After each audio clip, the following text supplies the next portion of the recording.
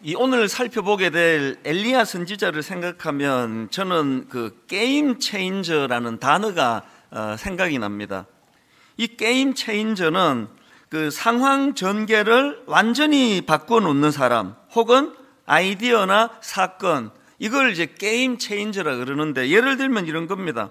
지금 A팀과 B팀이 이제 축구 시합을 하는데요, A팀이 1대0으로 지고 있습니다. 그런데 게임이 잘 풀리지가 않아가지고 지금 A팀 선수들이 굉장히 좀 깔아앉아 있습니다. 그래서 이제 이대로 가다가는 이제 우리가 1대0으로 그냥 패하고 말겠다, 지겠다, 그런 생각을 하고 있는데, 그런 상황에서 A팀의 한 선수가 그 상대방 선수에서 공을 뺐더니 무섭게 질주를 해서 그렇게 동점골을 터뜨립니다. 깔아앉아 있던 팀의 사기가 확 올라가는 거예요. 그래서 막 이제 사기가 올라가가지고 조금 지나니까 또 그 A팀의 어떤 선수가 바로 한 골을 더 넣어서 이제 2대1로 대역전을 이루게 되었다. 그러면 맨 먼저 A팀에서 한 골을 넣었던 그 선수가, 그게 바로 게임 체인저라는 거예요. 그 선수의 활약으로 말미암아 모든 나머지 선수들이 이제 사기가 되찾아지고 활력을 찾게 돼서 상황 전개를 완전히 바꾸어 놓게 되었다. 이게 게임 체인저거든요. 사실 하나님께서는 그 어두운 시대마다 게임 체인저 역할을 했던 인물들을 준비시키시는 걸 봅니다.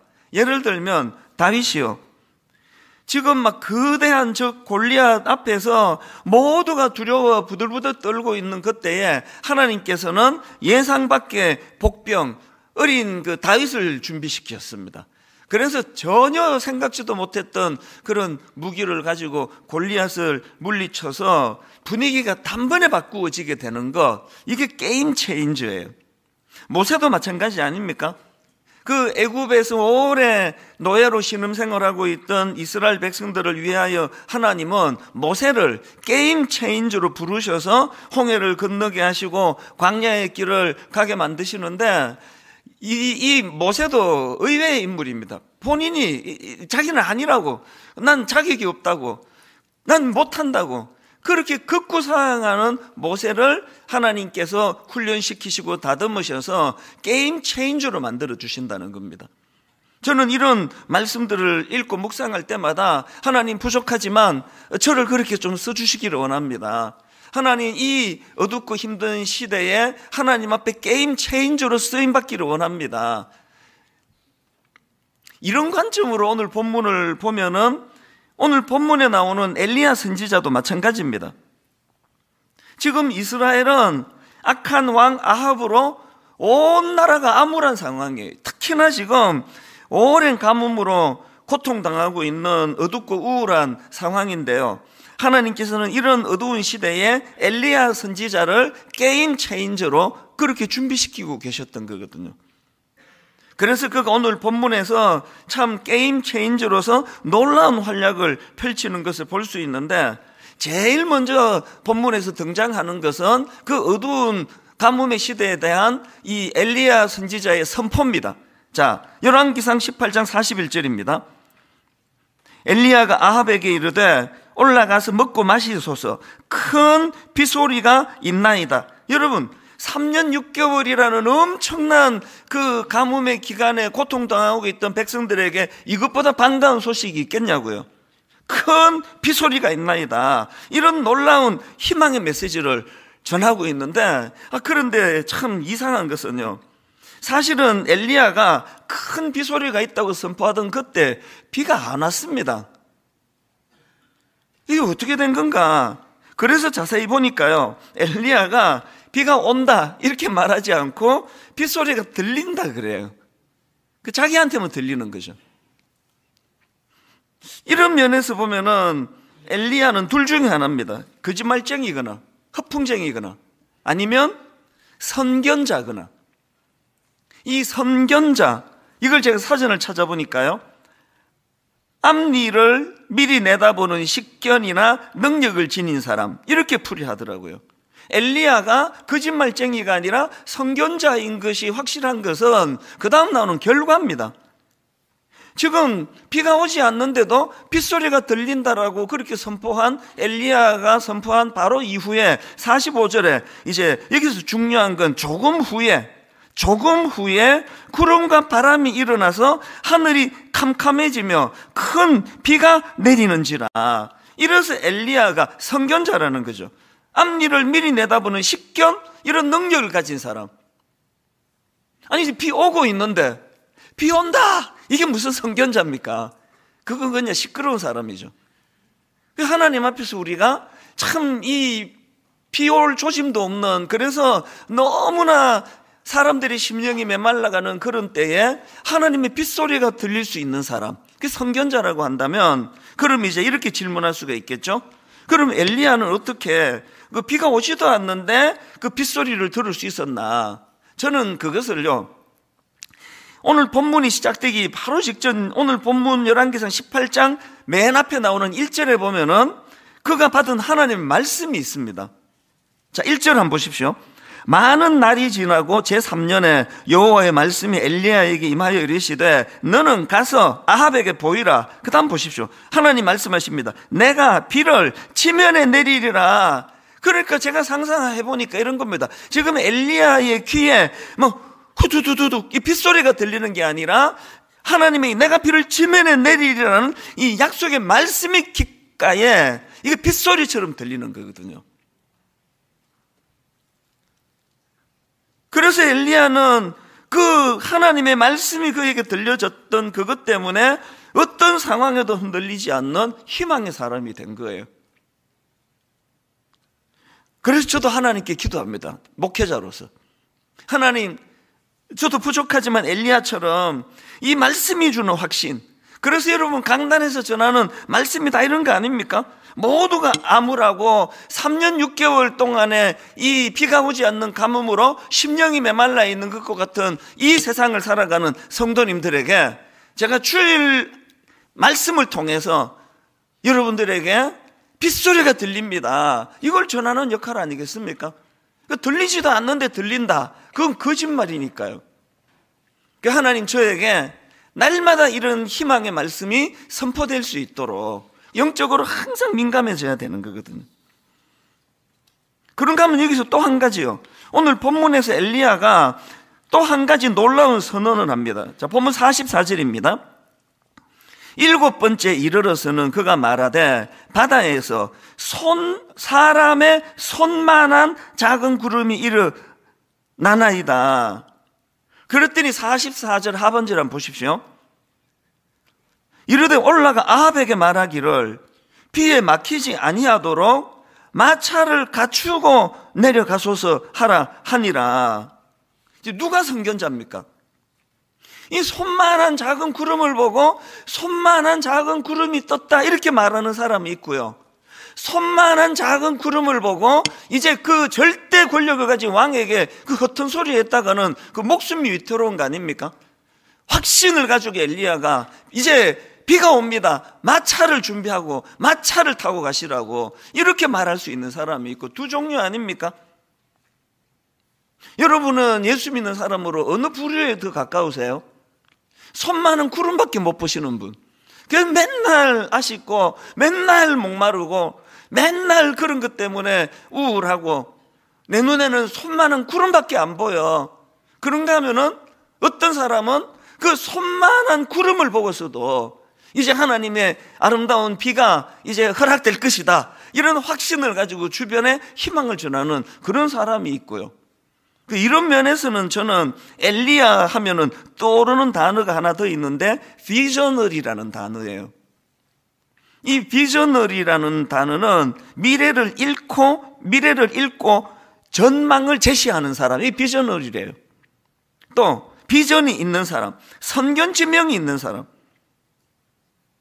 지금 엘리야가 딱 그런 인물 아닙니까?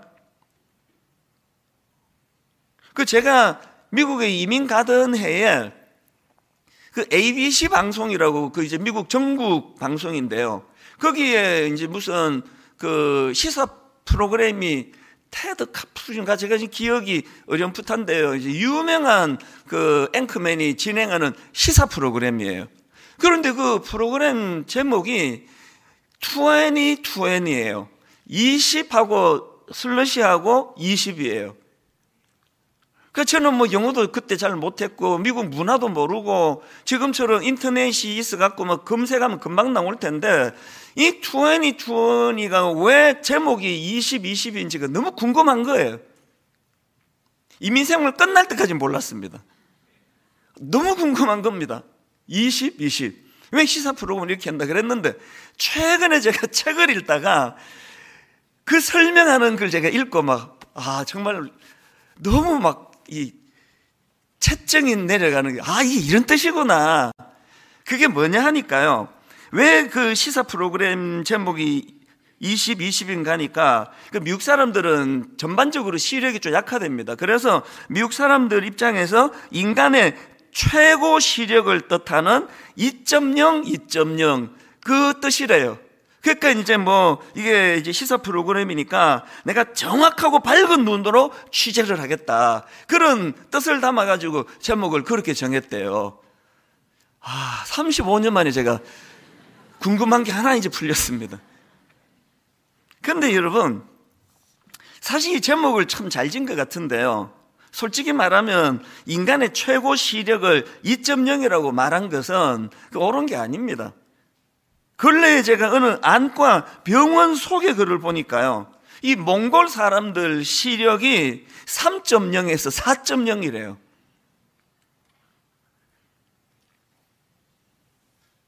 그 의사 선생님이 이제 그 소개글에서 몽골 사람들 시력이 이렇게 밝은 이유는 그 환경 때문인데요.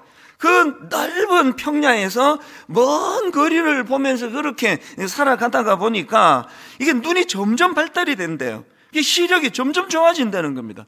그게 뭐 진짜인지 모르겠는데요. 어떤 몽골 사람 시력이 6.0도 있다고 그게 글쎄 이게 진짜인지 아닌지는 모르겠지만 보편적으로 그 3.0에서 4.0은 그건 거의 보편적인 이야기거든요.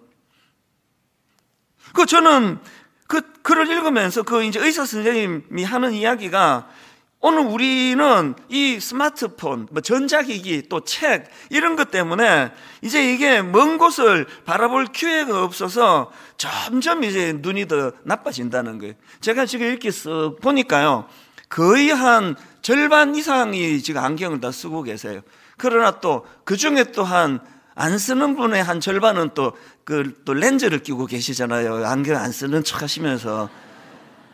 그러니까 거의 다 이제 안경 도움 없이, 렌즈 도움 없이는 볼 수 없는 시력이 이렇게 약해졌다는 거예요. 그래서 그 안과 의사분이 하는 이야기가 우리가요, 이제 자꾸 그 스마트폰 들여다보고 전자기기 보고 또 책을 보고 이러면은 틈틈이 멀리를 보라는 거예요. 계속 멀리를 내다보고 또 먼 산을 바라보고 그렇게 자꾸 균형을 맞추어 줘야 눈이 덜 나빠진다. 그런 설명을 제가 보면서 이건 영적으로도 마찬가지다. 오늘 우리 시대는요, 자꾸 우리를 눈앞의 것에만 연연하게 만들잖아요. 좀 멀리 보는 눈을 이 시대가 다 빼앗아가 버리잖아요. 그렇기 때문에 여러분, 우리는요, 사도 바울처럼 이렇게 기도해야 됩니다. 에베소서 1장 17절, 우리 주 예수 그리스도의 하나님 영광의 아버지께서 지혜와 계시의 영을 주사, 그 다음 보세요, 하나님을 알게 하시고예요. 그리고 그 다음 18절 19절에 너희 마음의 눈을 밝히사 그의 부르심의 소망이 무엇이며 성도 안에서 그 기업의 영광의 풍성함이 무엇이며 그의 힘의 위력으로 역사하심을 따라 믿는 우리에게 베푸신 능력의 지극히 크심이 어떠한 것을 너희로 알게 하시기를 구하노라. 예수 믿는데도 참 눈앞의 것, 이것 좀 주세요, 이것 좀 주세요, 이것 좀 어떻게 해결해 주세요, 저것 좀 해결해 주세요. 늘 눈앞에 있는 것에 안달복달 하다가 보니까 먼 눈으로 바라보는 하나님의 광대하심, 이런 게 거의 잘 안 보이는 신앙생활을 하는 거 아닙니까? 막 예수 믿은 지 10년이 되고 20년이 지나도 도대체 시야가 넓어지지 않는 게 오늘 우리 현실 아니냐고요. 그래서 자꾸 큰 그림으로 봐야 돼요. 넓은 마음으로, 큰 그림으로 하나님을 알게 해주시는데 우리 마음의 눈을 밝혀주셔서 우리 부르심의 소망, 이 전부 다 큰 그림들 아닙니까? 제가 이 엘리야를 묘사하면서 단어 몇 개를 제가 썼는데요. 먼저는 게임 체인저라는 단어를 썼잖아요. 어려운 상황 전개를 완전히 바꿔놓는 사람. 그런가 하면은 선견자, 앞일을 미리 내다보는 식견이나 능력을 가진 사람. 그 다음 비저너리, 미래를 읽고 전망을 제시하는, 그리고 선견지명이 있는 사람. 이 전부가 다 멀리 내다보는 사람이에요. 큰 그림을 그리는 사람이에요. 너무너무 힘든데 막 그냥 괴롭거리는 일이 많은데, 그런데 손만한 구름 하나만 보여줘도 거기서 용기를 찾아내고 큰 그림으로 일하시는 하나님의 뜻을 분별할 수 있는 사람. 이게 오늘 우리가 추구해야 되는 그리스도인의 모습이라는 것입니다. 그래서 사실 오늘 저는 지난 연말에 이 본문을 가지고 송구영신 예배를 드렸는데요. 그때 저희 어머니 장례를 마치자마자 이제 바로 송구영신 예배를 드렸는데, 그날 예배 가운데 저에게 은혜를 많이 주셨어요. 여러분, 하나님의 일하시면요, 슬픔을 당한 만큼 위로를 주시더라고요. 그래서 제가 그 설교를, 이제 송구영신 예배니까 성도들 중에 뭐 한 절반도 안 오시잖아요.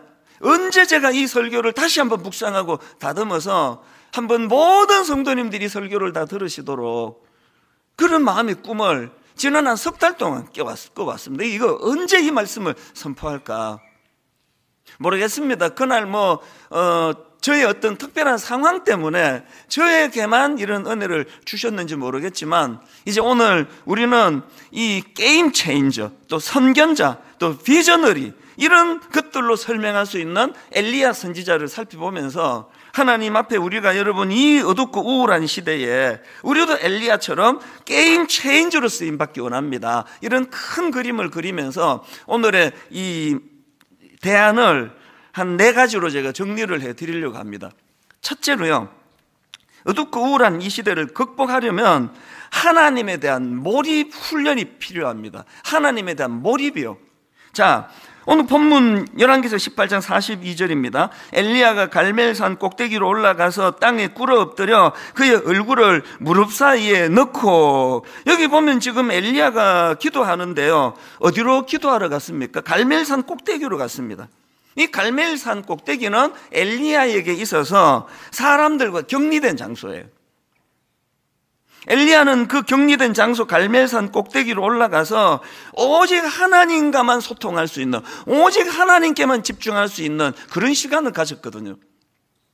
제가 신학교를 들어가던 90년만 해도요, 여기 그 청계산 기도원이라고 아시죠? 그 도시 가운데 있는 청계산 기도원인데요, 거기 가면은 밤 10시, 11시까지 부르짖는 소리가 끊이지 않았었습니다.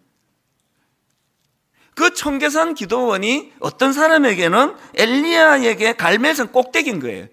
그래서 그 피곤한 몸을 이끌고 밤 12시, 1시 막 이렇게 하나님 앞에 부르짖는 그런 소리들을 많이 들을 수 있었는데, 요즘에는요 거의 그 소리가 안 들려요. 뭘 의미합니까? 지금 사람들이 큰 그림을 그리면서 하나님 앞에 큰 꿈을 가지고 그렇게 부르짖는 기도가 점점 사라지고 있다는 건, 이건 이 시대가 그만큼 영적인 침체기를 맞고 있다는 그런 뜻 아니겠습니까? 여러분에게는 지금 어떤 영적인 갈멜산 꼭대기를 갖고 계십니까? 저에게는 새벽이 그 시간이에요. 낮 동안에는 이게 제 몸 아니잖아요. 저를 필요로 하는, 또 기도가 필요한 성도님들에게 드려진 시간이니까, 무슨 제가 아침에 여기 교회로 출근해가지고 저만의 갈멜산 꼭대기를 어떻게 경험하느냐고요. 그러니까 갈멜산 꼭대기를 저는 마련하는데 그게 저에게 새벽이에요. 저희 집 서재가 저의 갈멜산 꼭대기예요. 왜 그런 시간을 가집니까? 그런 시간을 가지지 않고는 제가 목회를 할 수가 없습니다. 다 고갈이 돼가지고, 다 퍼주고 고갈이 되면 어떡할 거냐고요. 놀랍게도요, 그 새벽에 하나님 앞에 드려지는 그 한 서너 시간이 저에게 충전의 시간일 뿐만 아니라, 하나님 이 부족한 제가 이 귀한 분당 우리 교회 담임 목사로 22년째 쓰임을 받는데 고갈되지 않도록 그리고 주님 저도 비저너리가 되도록, 주님 저도 게임 체인저가 되도록, 하나님 제가 이 교회에서 선견자가 되기를 원합니다. 그렇게 은혜로 구하면은요, 뭐 그 기도가 바로바로 응답되는지 안 되는지는 모르지만 적어도 제 마음에는 그 시간이 너무나 저를 회복시켜주는 시간이거든요. 여러분, 간곡히 부탁을 드립니다. 여러분에게 단 30분만도 좋습니다. 하나님과 독대하는 시간, 하나님과 독대하는 장소를 마련해야 돼요. 아무것도 안 하셔도 돼요. 뭘 꼭 하시는 것이 아니에요. 아버지 품이라는 것은요, 뭘 꼭 해야 되는 거 아니에요. 아기가 엄마 품에서 뭘 하려고 발버둥 치지 않잖아요. 평안한 가운데 그냥, 어떨 때는요, 제가 새벽에 일어나가지고 답답하고 힘들 때는 그 글도 눈에 안 들어옵니다. 기도도 안 나와요. 그러면 그냥 서너 시간 그냥 주여 이러고 있습니다. 우리 집 애들이 이걸 지금 20대가 넘었는데 얘들은 뭐 힘든 일 생기면 주여 그래요. 그 이제 어릴 때부터 보고 이제 그거를 이제 배우는 거 아니겠습니까? 그런가 하면은 여기 보면은 엘리야가 또 한 가지 더 하는데요. 그가 갈멜산 꼭대기로 올라가서 얼굴을 무릎 사이에 넣고 기도했습니다. 왜 이런 자세를 취했을까요? 주변 환경에 자기 시선을 뺏기고 싶지 않은 의지의 표현이거든요. 저는 이 얼굴을 무릎 사이에 넣고 기도했던 엘리야를 보면서 그 경주마 눈 가리기 생각이 났습니다. 그 경주마 다 아시죠? 이렇게 눈 가리기를 다 하잖아요. 아, 이렇게 가리면 큰일 나고, 눈 가리기를 옆으로 해서 옆으로 기웃거리지 못하도록, 호기심을 느끼지 못하게 하려고. 예수 믿는 사람은 영적인 눈 가리기가 필요해요. 오늘 우리 시대는 너무나 산만한 시대예요. 그래서 여러분, 그 교회 오실 때 요새는 이 스마트폰이 막 온갖 기능이 다 있어가지고, 이 성경이 다 있어가지고, 교회 올 때 스마트폰 들고 오는 분이 계세요. 그 나쁜 건 아닌데, 그죠? 위험해요. 그래서 이제 본문이 오늘 뭐 열왕기상 18장입니다. 그러면 분명히 선한 마음으로 찾았는데 기사가 떠요. 이 가수가 이혼했네? 그때부터 이제 엘리야는 온데간데 없고 이혼한 그 가수가 이제 궁금한 거예요. 왜 이혼을 했지? 성격이 안 맞았나? 축도가 빨리 끝나면 내 집에 가 찾아봐야지. 그래서 여러분, 스마트폰보다는 성경이 이거 10번 읽어도 이혼한 가수 얘기 없습니다. 오늘 우리 시대는 너무너무 산만한 시대예요. 그래서 엘리야가 무릎을 하나님 아버지 앞에 이렇게 집중해서 얼굴을 무릎 사이에 넣고 경주마가 눈 가리기를 하고 하듯이. 그런가 하면은 두 번째로 이 우울한 시대를 극복하기 위한 대안이 하나 더 있는데요. 기도 응답에 대한 확신과 기대감을 가지는 겁니다. 앞에서 엘리야가 열왕기상 18장 41절에서 큰 비소리가 있나이다. 그리고 또 41절에서 44절에서 사람의 손만한 작은 구름이 일어나는 것을 봅니다. 이런 것들이, 이런 확신이 어디서 나왔다 그랬죠? 1절에서 하나님이 말씀해 주셨기 때문 아닙니까? 왜 그렇게 우리 교회가 말씀 묵상을 강조합니까? 큐티를 강조합니까? 성경 통독을 강조합니까? 3년에 한 번 읽을 거리를 찾아다 드리고 1년에 한 번 읽을 거리를 찾아다 드리는 이유는 말씀이 있어야, 그 말씀이 내 안에서 작동이 돼야 그 기도의 확신과 응답이 나타난다는 사실이에요. 참 우리가 이 본문의 말씀을 보면서 반성을 좀 하는 게요. 보면 43절 한번 보십시오. 그의 사환에게 이르되 올라가 바다 쪽을 바라보라. 그가 올라가 바라보고 말하되 아무것도 없나이다. 이르되 7번까지 다시 가라. 엘리야는 지금 그렇게 기도를 해도 손에 잡히는 게 없습니다. 그럼에도 불구하고 엘리야는 그가 하나님의 말씀을 붙잡고 기도하기 때문에 확신의 흔들림이 없습니다. 여러분, 제가 한번 조언해 드릴까요? 기도하기 전에는 말씀을 붙잡아야 돼요. 여러분, 기도하러, 금요 기도하러, 수요 기도 나오기 전에는 말씀을 묵상하고 여러분의 기도 내용을 정리해 갖고 오셔야 돼요. 그래야 기도가 재밌어져요. 하나님이 주신 이 말씀을 붙잡고 기도하는 거거든요. 우리가 참 이 기도를 안 하는 것도 좀 문제인데요. 기도 응답에 대한 확신도 사실은 없이 기도하는 경우가 많습니다. 사도행전 12장에 보면은 참 요즘 말로 웃픈 그런 기사가 하나 나와 있는데요. 그 초대교회 성도들에게 위기가 찾아왔습니다. 그래서 헤롯 왕이 이제 그 당시 지도자였던 야고보를 죽이고 그리고 또 다른 지도자였던 베드로를 옥에 가둡니다. 큰 위기가 왔습니다. 그랬더니 참 아름다운 모습이 나와요. 그게 사도행전 12장 5절입니다. 이에 베드로는 옥에 갇혔고 교회는 그를 위하여 간절히 하나님께 기도하더라. 이게 참 아름답지 않습니까? 참 지도자는 주의 복음을 위하여 헌신하다가 그렇게 고난 속에 감옥에 갇히는데 온 성도들이 함께 그를 위하여 기도하는 너무나 아름다운 모습을 보여주는데 너무나 아름다운 모습만큼 약간 우픈 내용이 나옵니다. 자, 그 다음 그 내용을 보십시오. 베드로가요, 그들의 간절한 기도로 이제 응답을 받고 풀려납니다. 그래서 지금 베드로가 자기를 위하여 기도하는 그 사람들이 모여있는 곳으로 가는데요, 그 내용이 사도행전 12장 12절부터 나옵니다. 한번 보십시오. 깨닫고 마가라 하는 요한의 어머니 마리아의 집에 가니 여러 사람이 거기에 모여 기도하고 있더라. 베드로가 대문을 두드린데 로데라 하는 여자아이가 영접하러 나왔다가 베드로의 음성인 줄 알고 기뻐하여 문을 미처 열지 못하고 달려들어가 말하되 베드로가 대문 밖에 섰더라 하니 그들이 말하되 네가 미쳤다 하나. 이게 무슨 뜻인지 아시겠죠? 아니 지금 감옥 가 있는 베드로가 지금 어떻게 문을 두드리냐. 지금 자기들이 베드로가 풀려지기를 그렇게 간절하게 기도하는데 무의식 속에 아니 뭐 우리가 기도한다고 뭐 무슨 감옥에 있는 베드로가 풀려나. 여러분 기도하는 여러분 내면에 이런 불신이 없습니까? 지금 저는 분당 우리 교회가 한번 영적인 부흥을 꿈꾸는데요, 그 첫 출발은 기도로부터 시작한다 생각합니다. 저는 많은 우리 교회 성도님들이 기도 응답이 일어나는 역사가 있기를 그렇게 기도합니다. 그러려면은 첫째 기도해야 돼요. 둘째 말씀을 가지고 믿음으로 기도해야 되는 거거든요. 그런가 하면은 세 번째로 이 우울한 시대를 극복하기 위한 대안이 하나 더 있는데요, 인내 배우기. 인내. 자, 본문 43절 44절입니다. 그의 사환에게 이르되 올라가 바다 쪽을 바라보라. 그가 올라가 바라보고 말하되 아무것도 없나이다. 이르되 7번까지 다시 가라. 7번째 이르러서는 그가 말하되 바다에서 사람의 손만한 작은 구름이 일어나나이다. 6번 하고 기도 끝냈으면 하나님의 뜻이 그날 안 펼쳐지는 거죠. 제가 여러분 몇 주 전에 팝콘 브레인이라는 그 신조어에 대해 설명해 드렸잖아요.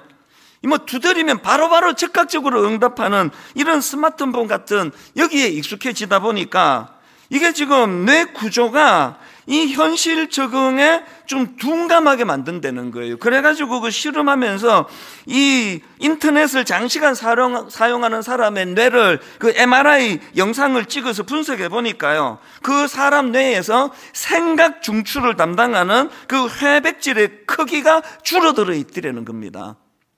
오늘 우리 시대가 지금 이 보통 문제가 아닙니다. 그 뭐 남의 나라 얘기하기가 좀 그런데요, 미국에 선거하는 거 한번 보세요. 아니 그 수억의 인구를 가지고 있고 뭐 세계 최강이라는 미국에서 그 두 할아버지가 지금 선거 대결하고 있는 거예요. 인물이 안 나와요. 인물이 안 나옵니다. 지금 이제 보통 문제가 아니에요. 아니 지금 이 생각 중추를 담당하는 그 회백질의 크기가 줄어드는데 거기서 깊은 사고를 하는 이런 사람이 어떻게 나오겠냐고요. 저는 아무리 생각해도요, 우리 아들 세대하고 제가 사는 세대를 바꾸라 그러면 절대 안 바꿉니다. 그 TV도 없던 시대, 겨우 흑백 TV 갖고 무슨 축구 중계 있으면은 막 만화방 가가지고 그럼 돈 내고 보고 막 그랬잖아요. 무슨 스마트폰 이런 게 있냐고요. 그래서 불편했지만요, 절대로 저는 그 시대로 돌아가고 싶은 거지. 지금 우리 아이가 누리고 있는 이 시대가 저희 10대가 아닌 걸 저는 막 너무너무 감사하게 생각을 합니다. 그래서 지금요, 어른이고 아이고 할 것 없이 이 생각 중추가 자꾸 이제 기능이 약화가 되다 보니까 그래서 팝콘 브레인이 돼버렸다는 거 아닙니까? 너무 얕아요. 목사도 그렇고 장로도 그렇고 권사도 그렇고 아이도 그렇고 뭐 어른도 그렇고 너무 얕아요. 그러니까 이 일어나는 일들을 보면은 그거 그냥 한 번만 꿀꺽 참으면 넘어갈 수 있는데 폭행이 일어나고 살인이 일어나고 이런 일들이 지금 급증하고 있는 거 아닙니까? 그렇기 때문에 우리는 하나님 앞에서 이 훈련을 그리스도 안에서 해야 됩니다. 야고보서 1장 2절부터 한번 보십시오. 내 형제들아 너희가 여러 가지 시험을 만나거든 온전히 기쁘게 여기라. 이런 말씀 별로 안 좋아하시죠? 아니 무슨 여러 가지 시험을 당하는데 기쁘게 여기냐고요. 이유를 설명합니다. 3절 왜 그러냐면 이는 너희 믿음의 시련이 인내를 만들어내는 줄 너희가 알미라. 인내를 온전히 이루라. 이는 너희로 온전하고 구비하여 조금도 부족함이 없게 하려 함이라. 바로바로 기도하고 바로바로 응답받고 아침에 기도하고 점심 전까지는 응답해 주셔야 돼요. 그게 응답이에요. 그냥 뭐 기도하고 바로 응답이 안 되면 에이씨 뭐 기도해도 재미가 하나도 없네. 안 해. 원래부터 안 했는데 뭘. 이 팝콘 브레인이에요. 여러분 4살짜리 어린아이를 키우는 엄마가요 그 애가 뭐를 달라고 막 그렇게 칭얼칭얼거리면 반드시 응답을 해줘요. 그거 넘어가는 엄마는 없습니다. 제일 많이 하는 응답이 안 돼요. 안 돼. 그 4살짜리가 자꾸 칼 달라 그러는데 아 이거 귀찮아 죽겠는데 한 100번 참았다가 한 번만 더 하면 줘버려야지. 이런 엄마는 없습니다. 100번을 해도 1000번을 해도 안 돼, 안 돼, 안 돼, 안 돼, 안 돼. 이게 그 아이를 향한 엄마의 사랑의 표현이에요. 그런가 하면은 바로 응답해 주는 거 있습니다. 이 아이한테 이게 유익하겠다?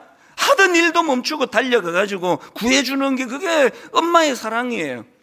그리고요, 제일 많이 하는 응답이 안 되라고 한다면 그 다음 많이 나오는 게 기다려요. 기다려. 너 7살 될 때까지 기다려. 지금은 안 돼. 7살 될 때 그때 엄마가 사줄 거야. 우리가 하나님 앞에서 그분의 깊은 뜻을 헤아리기 시작하면요 인내를 배워가는 거죠. 이게 지금 하나님의 거절이 이게 사랑의 표현이구나. 기다리라고 그러셨으니까 참 인내를 이루어 가기를 원한다.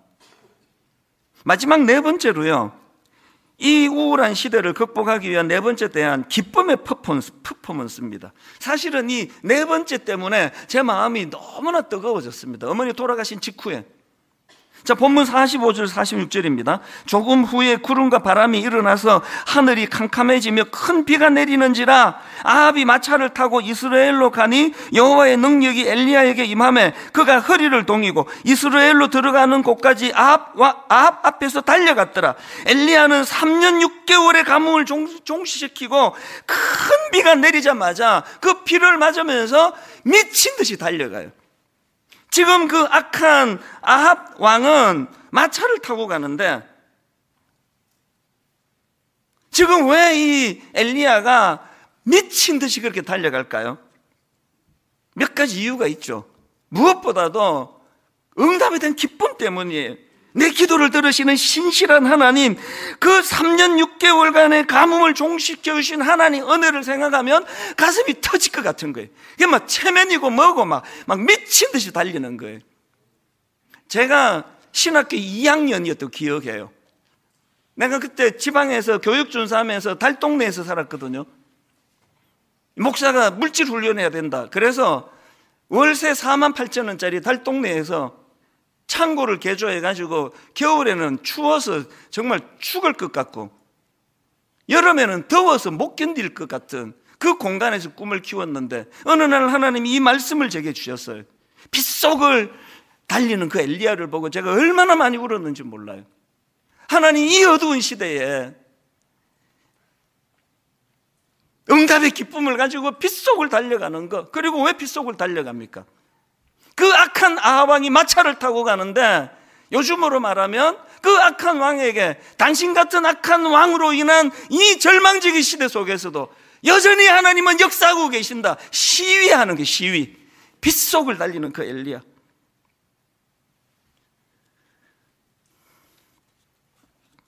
저희 어머니가 소천하시고 며칠 지나고 이 예배를 준비하고 이 말씀을 하는 게 송구영신 예배인데 하나님이 제 마음에 뜨거움을 주셨어요.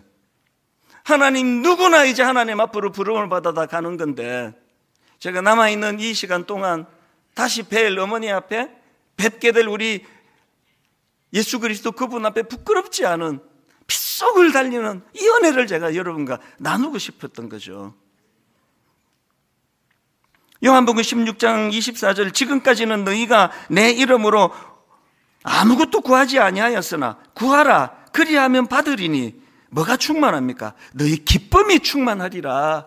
세상에 이 어두운 시대를 봐가지고 뭐 그냥 기분 좋은 일도 없고 기쁜 일도 없고 그냥 그런 세월 가운데 저는 분당 우리 교회 매 예배가 이 기쁨의 퍼포먼스가 일어나는 예배가 되기를 원해요. 저는 우리 다락방 그냥 뭐 소수의 사람들이 모여 함께 대화하고 교제하는데 그 다락방 모임에 하나님이 함께 하셔가지고 빗속을 달리는 엘리야처럼 이 손바닥만한 구름밖에 떠있지 않는 그런 상황이지만 그 하나님의 응답에 대한 확신을 가지고 그렇게 미친 듯이 달려가는 그런 퍼포먼스가 다락방 안에서 우리 모임 안에서 일어나게 되기를 원합니다.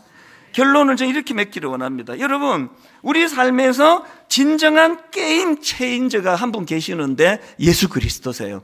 그분 우리 삶을 역전으로 이끄시는 분이세요. 그래서 참 우울하고 힘든 그런 상황에서도 로마서 8장 36절입니다. 기록된 바 우리가 종일 주를 위하여 죽임을 당하게 되며 도살당할 양같이 여김을 받았나이다 한과 같으니라. 대반전 37절, 그러나 이 모든 일에 우리를 사랑하시는 이로 말미암아 우리가 넉넉히 이기느니라. 현실은 손 많은 구름밖에 없는 현실이지만 그 손 많은 구름 보지 아니하고 이 모든 일에 우리를 사랑하시는 이로 말미암아 우리가 넉넉히 이기느니라.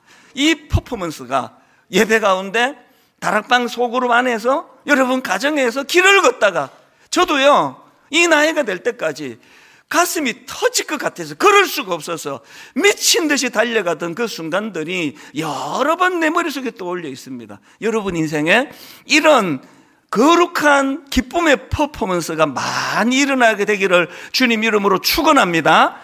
이 믿음을 가지고 우리 한번 이 찬양 주님 앞에 드립니다. 전능하신 나의 주 하나님은, 전능하신 나의 주 하나님은 능치 못하실 일 전혀 없네. 하나하나 선포하십시오. 우리의 모든 간구도, 우리의 모든 생각도, 우리의 모든 꿈과 모든 소망도 여러분 한번 선포하십시오. 신실하신 나의 주 하나님은 우리의 모든 괴로움 바꿀 수 있네. 믿음으로 하나씩 선포하기 원합니다. 불가능한 일 행하시고 죽은 자를 일으키시니 그를 이길 자 아무도 없네. 엘리야처럼 믿음으로 선포합니다. 주의 말씀 의지하여 깊은 곳에 그물 던져 오늘 그가 놀라운 일을 이루시는 것 보라. 주의 말씀 의지하여 믿음으로 그물 던져 믿는 자에게 능치 못하겠네. 다시 한번 전능하신 나의 주 하나님은 능치 못하실 일 전혀 없네. 우리 일상생활 가운데 우리의 모든 간구도, 우리의 모든 생각도, 우리의 모든 꿈과 모든 소망도 믿음으로 선포하십시오. 신실하신 나의 주 하나님은 우리의 모든 괴로움 바꿀 수 있네. 불가능한 일 행하시고 죽은 자를 일으키시니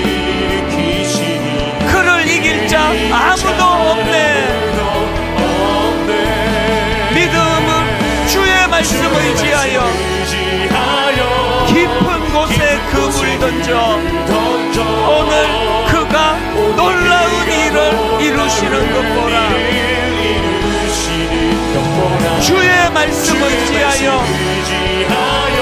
믿음으로 그물 던져 믿는 자에게 능치 못하겠네.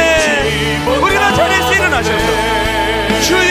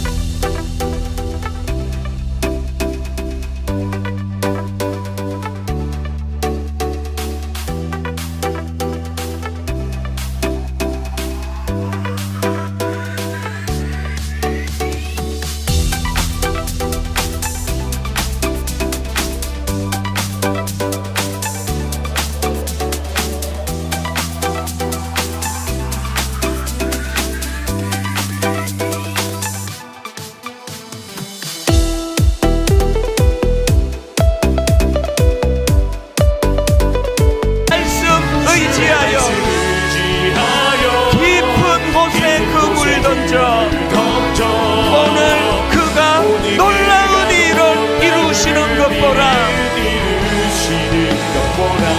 주의 말씀을 의지하여 믿음으로 그물 던져 믿는 자에게 능치 못하겠네. 믿는 자에게 능치 못하겠네.